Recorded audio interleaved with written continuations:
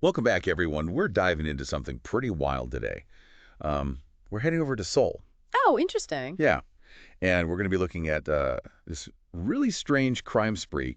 But every crime spree, I guess you could say, is strange. Hmm. But this one is particularly fascinating because of what seems to be behind it. Hmm. So, like the family dynamics and the psychology of the criminal, it's just very unusual.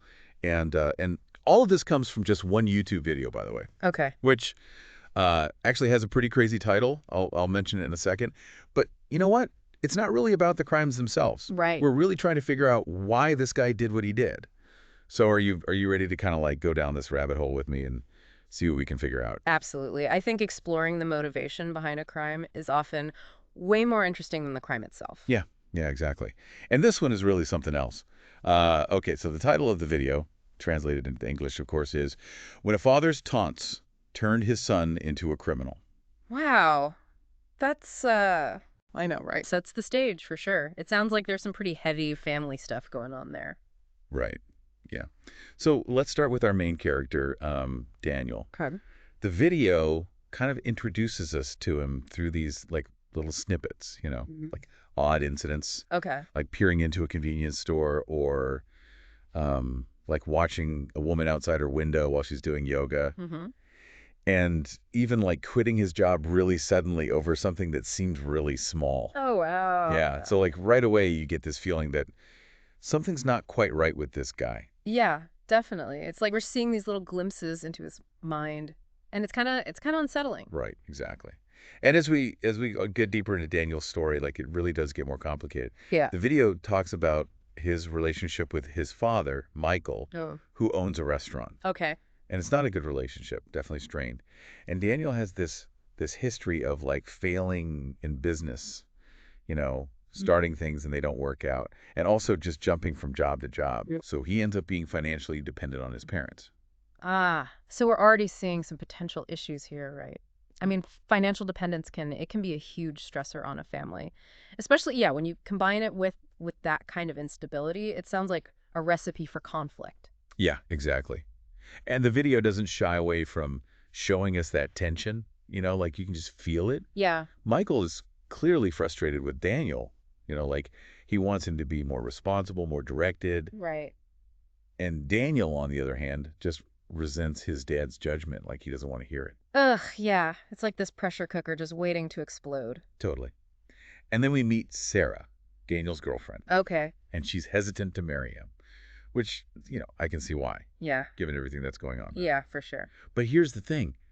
Daniel is convinced he's going to inherit his father's money. Like, he keeps telling Sarah not to worry. Hmm.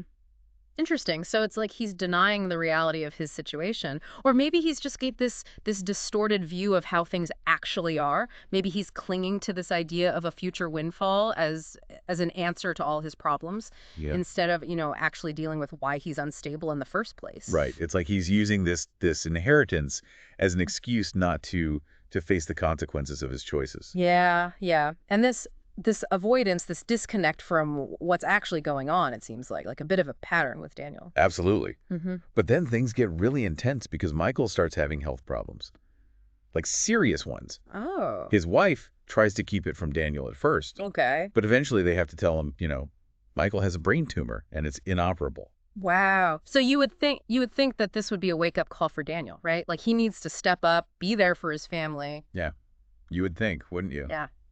It seems like a pretty natural human response, like offer support, show some empathy. You'd think so. Yeah. But no. Instead, what happens is Daniel gets even more fixated on the inheritance. Oh, wow. Like the video shows him meeting with real estate agents, even figuring out like how much time he thinks is left before he can get his hands on all this money. That's pretty jarring. I mean, his dad's facing a life-threatening illness and Yeah. he's worried about how much he's going to profit from it. I know, it's disturbing. The video even mentions that someone overheard Daniel talking about how property values would go up after his father died. Oh, geez. It's like he sees his dad's illness as just this financial transaction. It's chilling, really. It really is. Yeah. It definitely seems like there's this huge disconnect between what's happening and how he's reacting. And it just reinforces that skewed perception of reality that we talked about. It really does. It's so different from how you would expect someone to react to something like that. Most people would like get closer to their family, but Daniel's like pushing them away. He's only thinking about what he can get out of this whole situation. Yeah, is pretty messed up. And remember how he was so obsessed with the inheritance? Yeah. Well, he gets this phone call, Oh. and it turns out Michael put their apartment into a reverse mortgage. Ooh. Yeah. So basically, Daniel's cut out. He can't inherit that. Oh, wow. So that's got to be the breaking point, right? That's when he just snaps. He's like, all this rage and this need for revenge instead of, trying to understand why his parents might have had to do that. Exactly. He just sees it as them, like, betraying him. Right. And the video talks about this huge fight he has with his parents. Like, he goes crazy and demands they give him the restaurant. Oh man, it's like his sense of entitlement is just out of control. He's completely lost it. His dad's, dying, and he's just worried about getting what he thinks he deserves. I know. It's like he's regressing or something. Like he's a little kid again, you know? Yeah. He's thinking, me, me, me. He's so focused on himself, he doesn't even see what's really happening. Yeah, and that kind of ties back to what we were talking about before, like all this stuff that he hasn't dealt with emotionally, especially Yeah. with his family. It can really come out in some pretty bad ways. Like he needs validation, he needs to feel important, but he doesn't know how to do it in a healthy way. Yeah. And I guess society doesn't really help either. Like, we're always being told that we need to be successful, we need to have money, we need to have all this stuff. And for someone like Daniel, who already feels like he's not good enough, that pressure probably just makes it worse. Definitely. Like he probably just feels like a failure all the time. Yeah. And so he does something really strange. What's that? So because he can't get the inheritance, he decides he's going to become the criminal that his father always said he was. Whoa, that's a weird turn. So like he's taking his dad's words and turning them into reality, almost like he wants to prove him right. Yeah, it's like this self-fulfilling prophecy, but in the worst way possible. Mm. And the way he goes about it is just bizarre. What does he do? He tries to rob a convenience store, but he's so bad at it. Like, it's almost funny. He even asks the cashier to call the police on him. Oh, wow. That's that's really strange. It's like he doesn't even know what he's doing, or maybe he does. Maybe he wants to get caught. Maybe it's all for show. Like he's putting on a performance for his dad. I think you're right, because then he does something even crazier. What's that? He robs his own family's restaurant. What? He robbed his own family. Yeah. He makes this big scene like it's all planned out. It's like he wants attention. Hmm.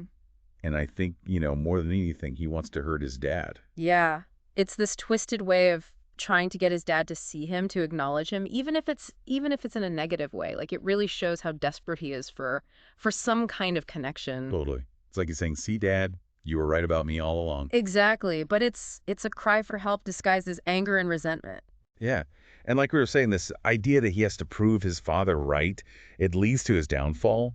The video says he gets arrested, and when we ask him why he did all this, his answer is it's just wild. What does he say? He wanted to show his dad his downfall as revenge. So he robs his family, Yeah. gets arrested, and he thinks that's revenge. I know, right? It's like he's so consumed by anger and this messed up idea of justice that he can't see how much he's hurting himself and his family. Yeah. It's like this vicious cycle. He wants his dad to accept him, so he does these bad things, which just pushes his dad further away. It's heartbreaking, really. It just shows how damaging all that unresolved emotional stuff can be, especially when you don't have any healthy way to cope with it. It's a cautionary tale. Like, be careful who you're trying to impress and how you go about it. It really is. Yeah. Like, it's a reminder that we all need to be careful about how we're looking for validation and where we're getting it from. Daniel, he just wanted his dad to be proud of him, but he went about it in such a messed up way. And in the end, he just destroyed himself. It's like he was trying so hard to prove his dad wrong that he actually ended up becoming what his dad always feared. Exactly. And it makes you think, right? Like about how complicated family relationships can be. All those expectations, all the things people don't say, the resentment that builds up over time. It's tough to break free from all that. So do you think there was anything Daniel could have done differently? Like, was there any way for him to escape that cycle, to have a better relationship with his dad? Man, that's a hard question. It's easy to judge Daniel for what he did, but we have to remember, like, he was hurting. Like, really hurting. Imagine constantly feeling like you're disappointing your dad, like you're not good enough and you just want his approval, but you can't get it. And then you're trying to figure out like, where do I fit in all of this? It's got to be so frustrating. Yeah. And without a healthy way to deal with all those feelings. Exactly. And then you add in all the pressure from society, like you got to be successful, you got to have money. And for someone like Daniel, it's probably just too much. Yeah, yeah. I mean, he's already feeling like a failure, so all that pressure just makes it worse. So what can we learn from all this? What should our listeners take away from this crazy story in Soul? I think it reminds us that we never really know what other people are going through, like everyone's fighting their own battles, and sometimes those battles come out in ways that we don't expect. So we need to be more understanding, more empathetic. Yeah. And maybe we should all think about why we do the things we do. Like, are we looking for approval from the right places? Or are we chasing something deeper, something more meaningful? Like real connection, a sense of purpose, you know? Right. Those are really important things to think about. I mean, this case with Daniel, it might seem really unusual, but it touches on things that we all struggle with. This deep dive definitely got me thinking.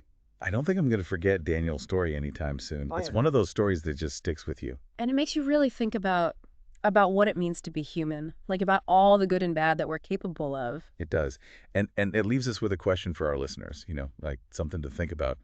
What would you have done if you were in Daniel's shoes?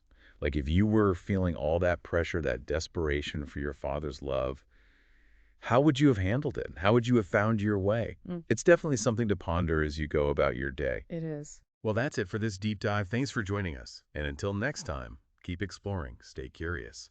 And remember, sometimes the stories that challenge us the most are the ones that help us understand ourselves better.